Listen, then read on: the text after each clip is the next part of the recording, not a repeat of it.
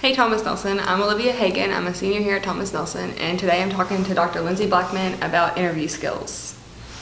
So, first of all, just what are you supposed to wear to interviews for colleges and scholarships and stuff? So I think something conservative would be my first recommendation to kids, or actually, people that are going to interview for medical school. They might be of any age, honestly. But something conservative. Do you have to wear a suit? I don't think so.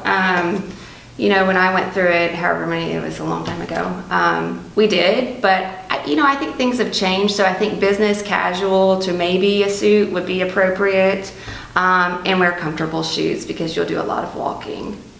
Yes, comfortable shoes. Okay. And so,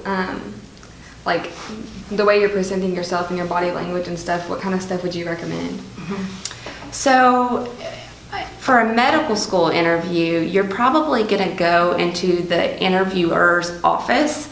So, it could be anywhere. In people's offices, they're going to have all kinds of stuff that'll be personal stuff. There might be an aquarium. It might be a teeny tiny little closet. It might be a wonderful office with a big building. So, you're probably going to sit kind of like what we're sitting, or maybe even a couple of chairs across from each other without a table in between. So I think it's important to practice your interview skills, whether you're sitting at home at your kitchen table with your mom or dad or whoever, versus also practice sitting without a table in front of you, so you know what you're going to do with your hands and what you're going to do with your legs and that kind of thing. Practice is very helpful for sure. So yeah.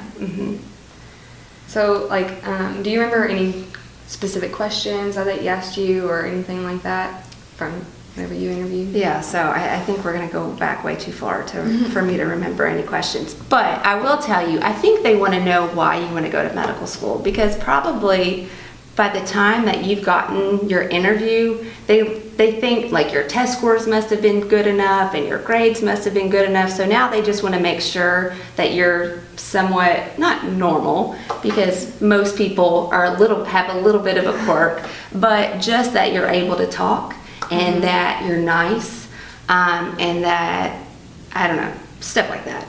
So as they want to know why you want to be a doctor, because it's a lot of people's dreams, and it's a goal that's admirable, but it's definitely not for everybody. So you have to know, I think you have to do some soul searching and come up with, why do I want to do this besides it sounds good, or I just want to be a doctor, or whatever. You really have to, whether there's a story, but not everybody's going to have a story.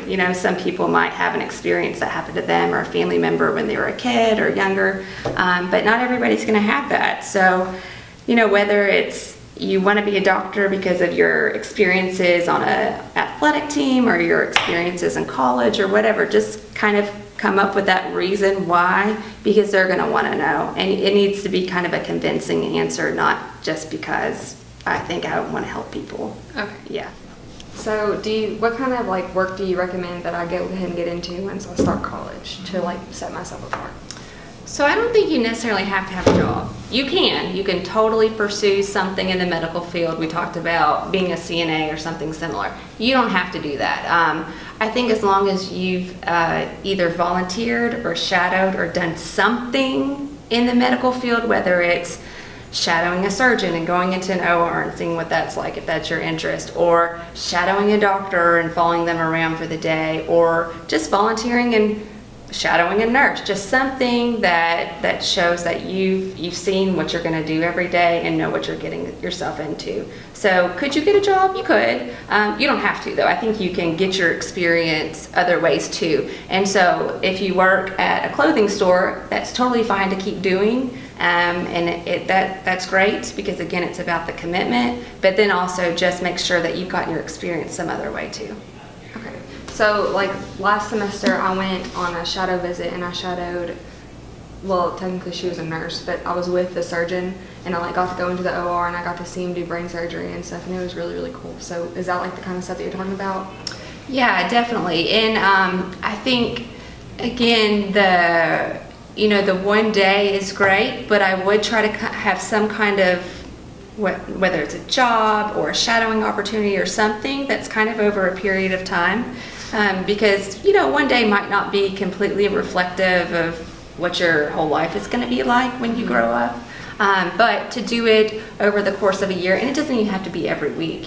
Sometimes you can find like a doctor that you could hang out with for a morning, once a month or something. And just doing that consistently kind of shows that, what you're getting yourself into and seeing what it's going to be like. Okay. So what about like the application process for medical school? Is it really, really bad, or is it not that bad?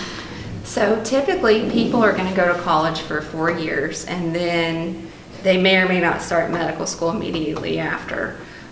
So I think the way it happened to me, and I think it's still kind of similar, is you probably are going to take the MCAT, which I don't remember what it stands for, but it's like the ACT for medical school. It's specifically for medical school. And I think you take that your junior year. And that's kind of when you start to apply to medical schools. And then typically like the interview process is going to be your senior year of college if you want to go straight into medical school.